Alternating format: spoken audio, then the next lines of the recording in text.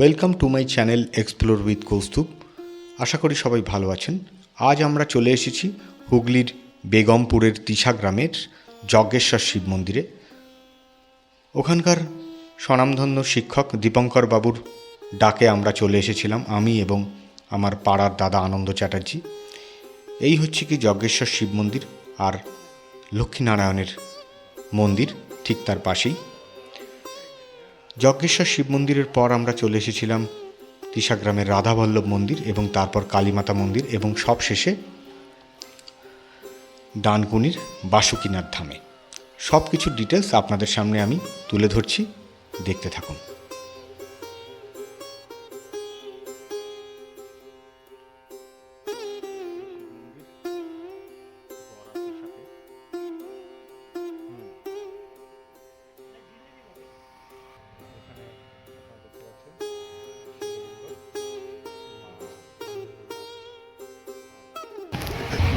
এই হচ্ছে গিয়ে যজ্ঞেশ্বর শিব, আর এই হচ্ছে গিয়ে দীপঙ্কর দা, যার বাড়ির ঠিক অপোজিটেই, যার পারিবারিক উদ্যোগে এই মন্দিরটি প্রতিষ্ঠিত হয়েছে। কত সালে প্রতিষ্ঠিত হয়েছে? 16 সালে 2016। 2016। নিত্য পূজা হয়। আচ্ছা, এখানে গণেশ আছেন, এদিকে বজরংবলী আছেন, বজরংবলী, এদিকে গণেশ। বাহ, শিবের মূর্তি আছে। আচ্ছা আচ্ছা। সামনে এই যজ্ঞকুণ্ড। বছরের কখন পুজো হয়? মাঘ মাস, ফাল্গুন মাসের পুজো হয়। আগামী 25শে জানুয়ারি 2027 এখানে পুজো হবে, সঙ্গে হবে অন্নকূট উৎসব। আপনাদের সমস্ত ডিটেলস আমি দিয়ে দেব। এই হচ্ছে গিয়ে সম্পূর্ণ মন্দির, যজ্ঞেশ্বর শিব মন্দির, তাই আর পাশে লক্ষ্মীনারায়ণ বিষ্ণু মন্দির। খুব সুন্দর পরিবেশ, শান্ত স্নিগ্ধ গ্রাম্য পরিবেশ। আমরা আরও কিছু মন্দির আপনাদের সামনে তুলে ধরবো, এখন দেখতে থাকুন।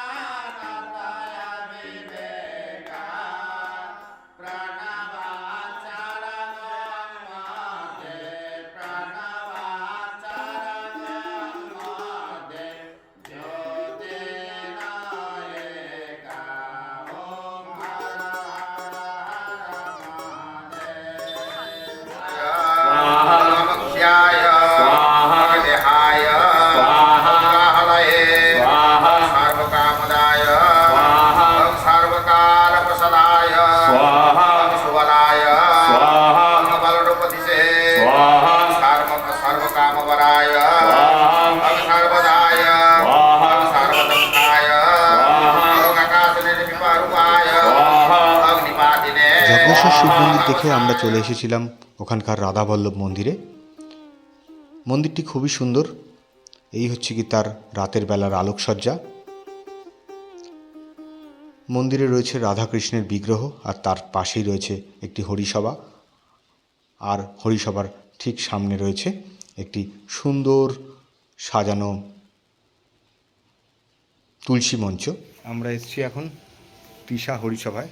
এই আমার পাশে আছেন শ্রী রাধাবল্লভ মন্দির, যার সহায়তায় এটি তৈরি হয়েছে। দীপঙ্কর বাবু আমার পাশেই দাঁড়িয়ে আছেন। আর এই হচ্ছে গিয়ে আপনারা দেখতে পাচ্ছেন রাধাবল্লভ মন্দির, রাধাকৃষ্ণের মূর্তি, অতি সুন্দর মূর্তি। মূর্তিটা কোথা থেকে এনেছেন দীপঙ্কর বাবু? জয়পুর থেকে নিয়ে এসছেন। আর এই যে পুরো টেরাকোটার কাজটা দীপঙ্কর বাবু নিজে হাতে করেছেন। অদ্ভুত সুন্দর, অদ্ভুত ধৈর্যের পরীক্ষা দিয়ে, অদ্ভুত নিপুণতার সাথে প্রত্যেকটা টেরাকোটার কাজ উনি সাজিয়ে তুলেছেন পুরো মন্দিরটাকে। খুব সুন্দর, অপূর্ব।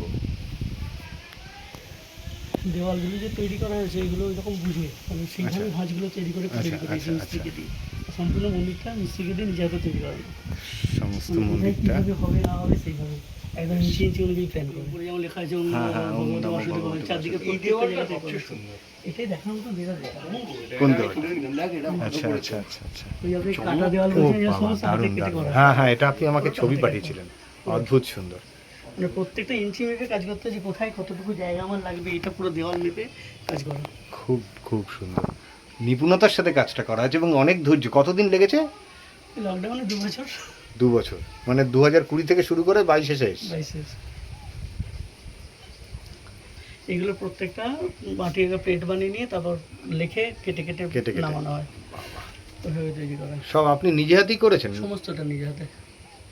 প্রচুর সময় কেটেছে, ভালো সময় কেটেছে। লকডাউনের সময় একটা বেশ মানে এফেক্টিভ কাজ হয়েছে বলতে হবে, যেটা মানে যেমন ধরুন এই খাঁজটার মধ্যে আমি যে কীভাবে মাপে হরের রাম বা হরে কৃষ্ণ লিখবো, সেটা এই ডিজাইনের সাথে প্ল্যানিং করতে হয়। সেটাই সেটাই, খুব সুন্দর খুব সুন্দর।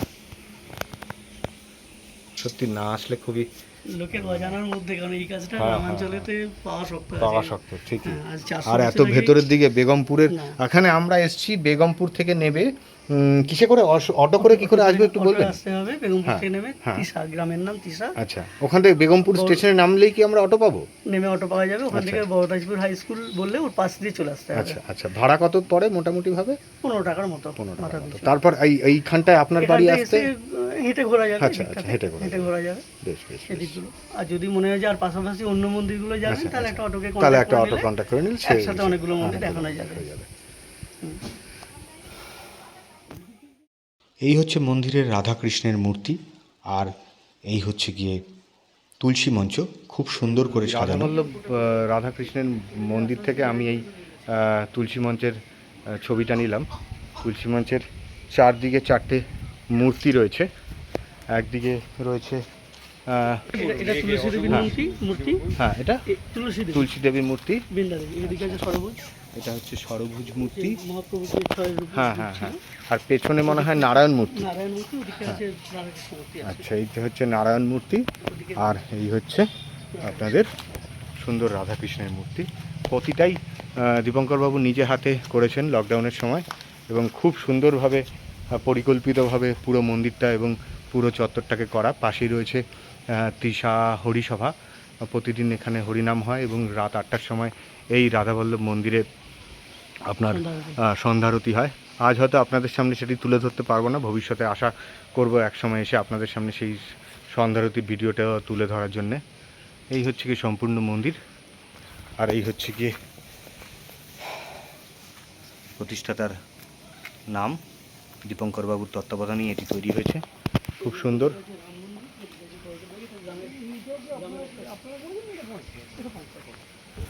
এই হচ্ছে গিয়ে মন্দিরের পারিপার্শ্বিক জায়গা, খুব সুন্দর গ্রাম্য পরিবেশ। রাতের বেলার জন্য আলোর বন্দোবস্ত রয়েছে, পাশে রয়েছে একটি পুকুর। আমার সাথে এসছে আনন্দদা, আমারই এলাকার দাদা।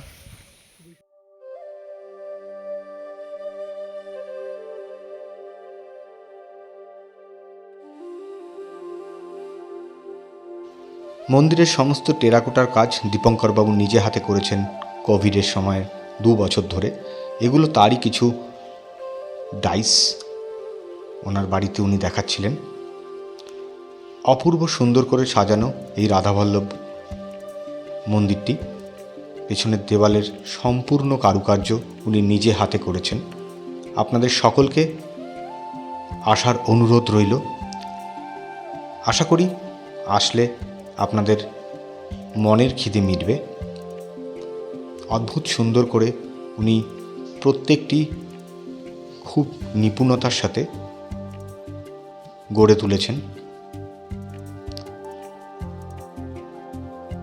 এই সমস্ত নকশা উনি এঁটেল মাটিতে তৈরি করে এরপর সেটিকে সম্পূর্ণ রূপ দিয়ে মন্দিরে খোদাই করিয়েছেন।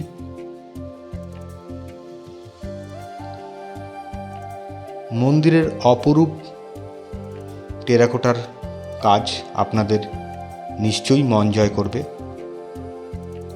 এখানে কিভাবে আসতে হয় তার সম্পূর্ণ বিবরণ দীপঙ্কর বাবুর মুখ থেকেই আমরা শুনে নেব খানিক পরে।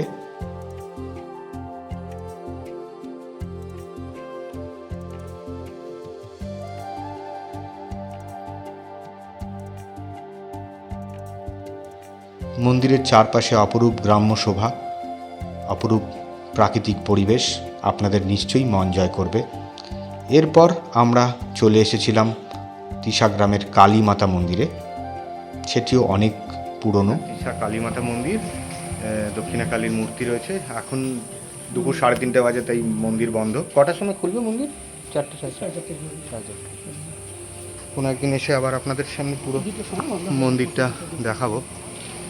2টোর সময় বন্ধ হয়। এই হচ্ছে গিয়ে নাট মন্দির না, আচ্ছা এটা শিব মন্দির।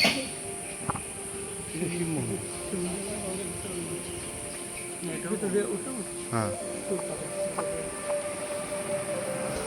জয় ঠাকুর। এই হচ্ছে কি শিব মন্দির, আর ভেতরে রয়েছে মহাদেব।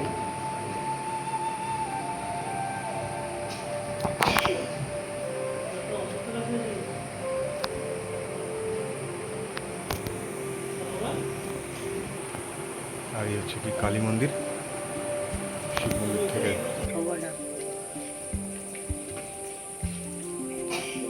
অনেক পুরনো এই শিব মন্দির এবং এই কালী মাতা মন্দির। আর এখানে চড়ক মেলা হয়। আচ্ছা আচ্ছা, সন্ন্যাসী হয় অনেকজন, 100 জনের উপর প্রায় সন্ন্যাসী থাকে। 100 জনের উপর সন্ন্যাসী থাকে। বাবা, এটা বেশ বড় চড়ক মেলা হয়। আর সেটা কি সেই চৈত্র সংক্রান্তিতেই হয়? বিশাল মেলা হয় এখানটাতে। আচ্ছা, প্রত্যেক অমাবস্যাতে এখানে ভোগ হয়। প্রত্যেক অমাবস্যাতে ভোগ হয়? বাহ, বেশ।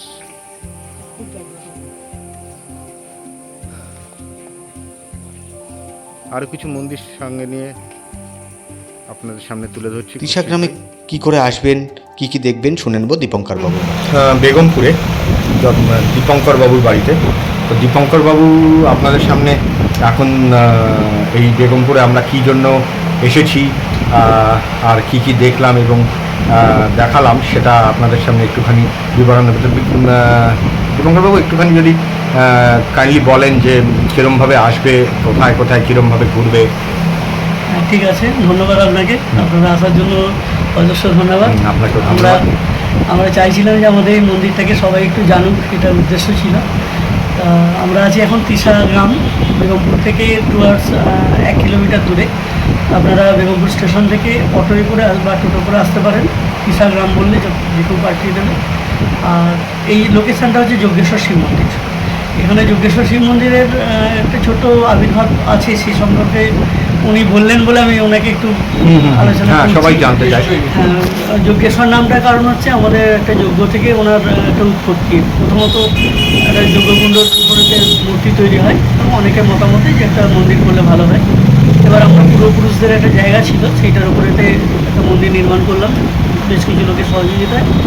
বেশিরভাগ উদ্যোগটা নিজেকেই নিতে হয়েছে, সঙ্গে আমার মা ছিলেন এ ব্যাপারে বেশি উদ্যোগী, ভাইরা তো আছি, সকলে মিলে এবং গ্রামের কিছু মানুষের সহযোগিতায় আমরা মন্দিরটা তৈরি করলাম। 2016 সাল থেকে শুরু করা হলো, পূজা আরম্ভ হলো। 16 সাল থেকে আজ হচ্ছে 2026 সাল, মানে 11 বছরের অনুষ্ঠান গত বছর হয়ে গেছে, মানে জানুয়ারিতে। আগামী আবার 25শে জানুয়ারি আমরা 12 নম্বর মানে 12তম বর্ষে পৌঁছাবো। এবং তার জন্য আমরা এখন যেটা করি, মহাদেবের যজ্ঞ, রুদ্রাভিষেক, তারপরে মা অন্নপূর্ণার পূজা, তার সঙ্গে থাকে 7 দিনব্যাপী ভাগবত পাঠ। সকলের আমন্ত্রণ। আপনারা যখন দেখছেন তখন সকলকে জানাই যে আপনারা 25শে জানুয়ারি 2027 একটু খেয়াল রাখবেন যদি আসা সম্ভব হয়। এরপরে হলো আমাদের এখানে মন্দিরে, আমাদের এই গ্রামটায় অনেকগুলো মন্দির আছে। ওনাদের ইচ্ছাতে আমরা এই মন্দিরগুলো দেখাতে নিয়ে গেলাম, যে আর এখানে মন্দিরগুলো দেখার জন্য আপনারা যদি আসেন তাহলে একসাথে এর সঙ্গে বাসুকীনাথ মন্দির পর্যন্ত অনেকগুলো মন্দিরকে কভার করতে পারবেন। আপনাদের একবেলা সময় মন্দিরকে নিয়ে বেশ ভালো কেটে যাবে আশা করি। এরপরে যেটা আরেকটা মন্দিরের আমি সূচনা করেছিলাম লকডাউনের সময়তে, আমাদের গ্রামের হরিসভা আছে, তিশা হরিসভা। হরিসভা প্রাঙ্গণে ওনাদের ইচ্ছাতে এটা রাধাকৃষ্ণ মন্দির তৈরির উদ্যোগ নেওয়া হলো। এবার সেই সময়টা লকডাউন, আমি ইন প্রফেশন শিক্ষক, সে সময় ইন সার্ভিসেই ছিলাম, এখন রিটায়ার হয়ে গেছি। তখন লকডাউনের টাইম ছুটি ছিল, ভাবলাম যে বিষ্ণুপুরের মন্দিরগুলো খুব ভালো লাগে মাটির কাজ করতে। আমার খুব ইচ্ছা হলো যার জন্য পোড়ামাটির কাজ আজ 400 বছর আগে যেটা হারিয়ে গেছে, এই কাজটাকে নতুন করে তুলে ধরার জন্য চেষ্টা করলাম। তা অক্লান্ত পরিশ্রম করতে হয়েছে এর জন্য। খুব সুন্দরভাবে মন্দিরের গঠন কার্য, তার অনুযায়ী মন্দিরকে তৈরি করা, একদম তার গোড়াপত্তন থেকে তার উপরে মানে চূড়া পর্যন্ত কীভাবে তৈরি হবে তার কারুকার্য মিস্ত্রিকে নিয়ে বসে তৈরি করানো, এবং তার উপযোগী প্রত্যেকটা টেরাকোটার কাজ বসে বসে তৈরি করেছে, করে সেগুলো মন্দির গাত্রে সুন্দর করে লাগানো হয়েছে। আপনারা এসে দেখলে আশা করি খুব খুশি হবেন, কারণ আপাতত বিষ্ণুপুর বা ইত্যাদি জায়গায় যে টেরাকোটা দেখান সম্পূর্ণ পাবেন না, কারণ ওগুলো তো ধ্বংসপ্রাপ্ত প্রায়। আর এটা নতুন করে তৈরি করলাম, এগুলো এঁটেল মাটিতে পুড়িয়ে করা হয়েছে, দীর্ঘদিন থাকবে, 200-400 বছরে নষ্ট হবে বলে মনে হয় না। তাই এই চেষ্টাতে করা হয়েছে এবং মন্দিরটাকে এনাদের তরফ থেকে খুব সুন্দরভাবে কভার করা হয়েছে, এবং আমরা চাইছি যে আপনারা এখানে আসুন।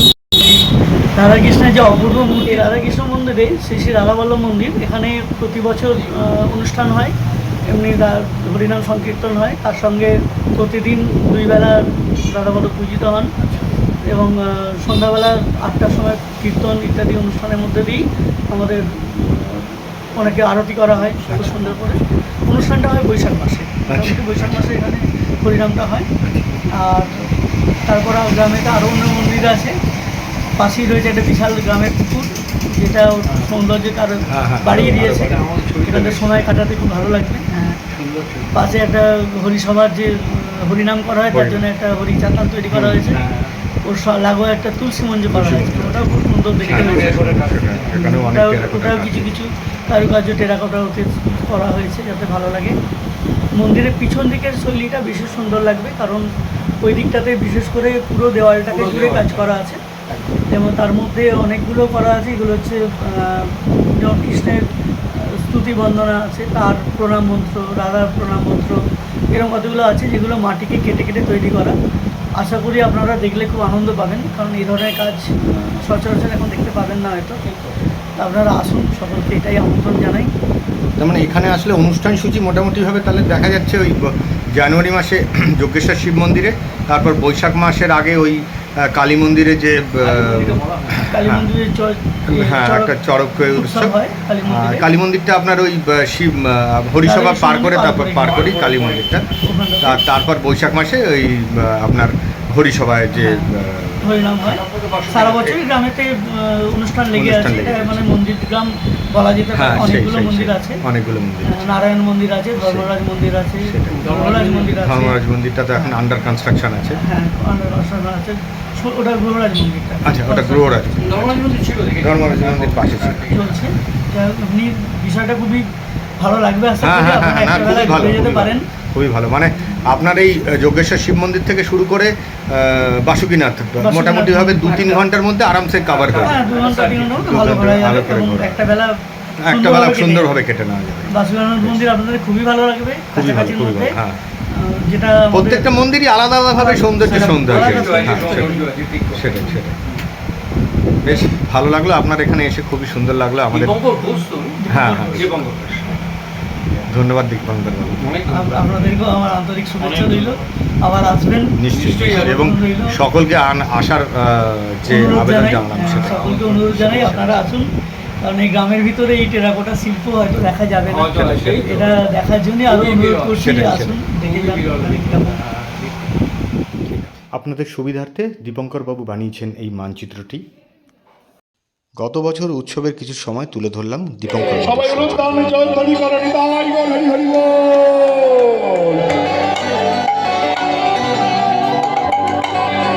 আসুন আমরা সবাই মিলে হলুধ্বনি জয়ধ্বনির মাধ্যমে রাসবিহারী ভগবানকে রাধারানী সহিত দেখুন বরণ করে নিচ্ছি।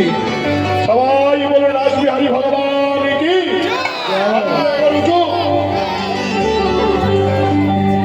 गोकुल में देखो,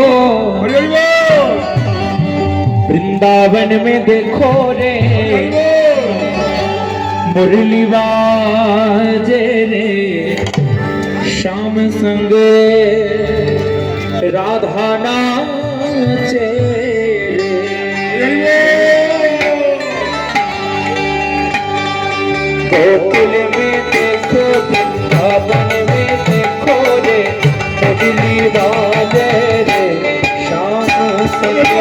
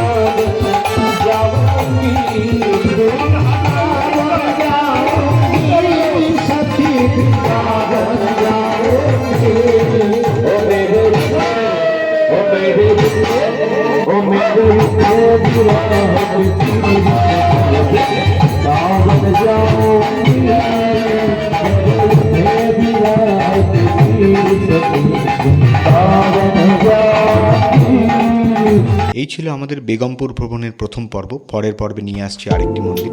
ভালো থাকবেন। ভালো লাগলে অবশ্যই চ্যানেলটি সাবস্ক্রাইব করবেন, লাইক এবং কমেন্ট করে আমাকে এগিয়ে যেতে সাহায্য করবেন।